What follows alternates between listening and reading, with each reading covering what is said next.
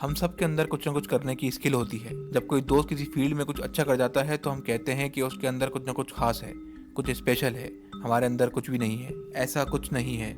Albert Einstein ने कहा था कि हर इंसान जीनियस है, लेकिन अगर आप किसी मछली को उसकी दरख्त चढ़ने की एबिलिटी पर जज करोगे तो उसकी सारी लाइफ इस बिलीफ में निकल जाएगी कि वो स्टूपिड है। आज मैं आपको 3 कहानियां सुना के इस बात को प्रूव कर दूंगा कि हर इंसान में कोई ना कोई बहुत बड़ी स्किल होती है। दोस्तों, ये कहानी एक इमेजिनेशन कहानी है, तो आप भी इसको फुल इमेजिनेशन के साथ सुनना, तो आपको ये यकीन हो जाएगा कि हर इंसान में वाकई कुछ ना कुछ स्पेशल होता है। एक बार एक बाप अपने बेटे के साथ कहीं जा रहा था। रास्ते में उन्हें भूख लगती है और वो एक छोटे से होटल पे रुक जाते हैं। होटल बहुत ही छोटा होता है और हालत भी कुछ ऐसी होती है कि वहाँ के चेयर, टेबल और होटल की दीवारें बहुत गंदी होती हैं। ऐसा लगता है कि जैसे बहुत दिन से यहाँ कोई सफाई नहीं हुई, और वहाँ के एम्प्लॉय भी कुछ एक्टिव नहीं होते, और वो होटल बड़ी मुश्किल से सिर्फ इतना कमा रही थी कि जिससे वहाँ के एम्प्लॉय की सिर्फ सैलरी निकल सके। अब वो बाप अपने बेटे के साथ वहाँ खाना खा रहा था। अचानक वो लड़का अपने बाप से पूछता है कि पापा, हम इतने गरीब हैं, आप पूरा दिन काम करते हैं और फिर घर आते हैं, बहुत मुश्किल से आप कुछ पैसे कमाते हैं, लेकिन ये होटल जिस भी बंदे की होगी उसके पास कितना अच्छा मौका है कि वो इस होटल पर ध्यान देकर इस होटल को बहुत आगे ले जा सकता है। पापा, इस होटल का ओनर इस पर ध्यान क्यों नहीं दे रहा है? खाना खत्म होने के बाद वो वहीं पर बैठे उस होटल के ओनर से बात करते हैं। उसके पापा उस होटल के ओनर को कहते हैं कि आपके होटल का खाना बहुत टेस्टी है, लेकिन मुझे ये बात जाननी है कि आप इस होटल के ऊपर ध्यान क्यों नहीं दे रहे,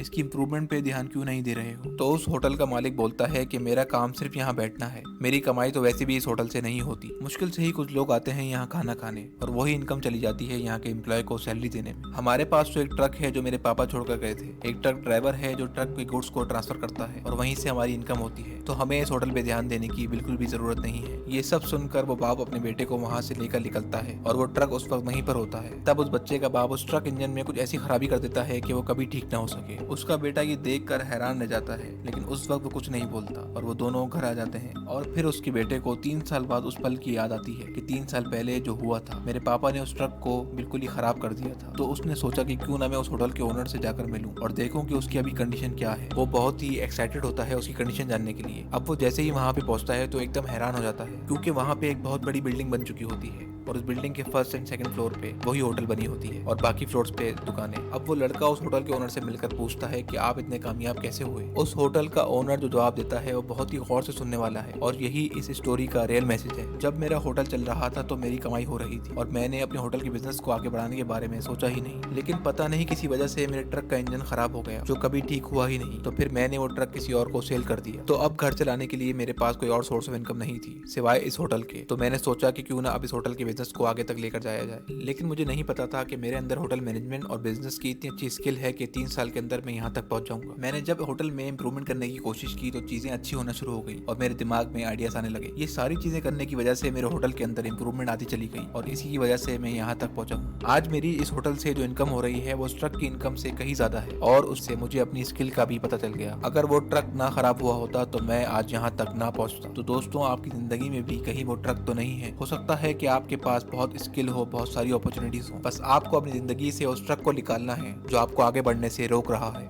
आई होप आपको वीडियो पसंद आई होगी, तो सब्सक्राइब कीजिए मेरे चैनल को और शेयर कीजिए उन दोस्तों से जो लाइफ में कुछ करना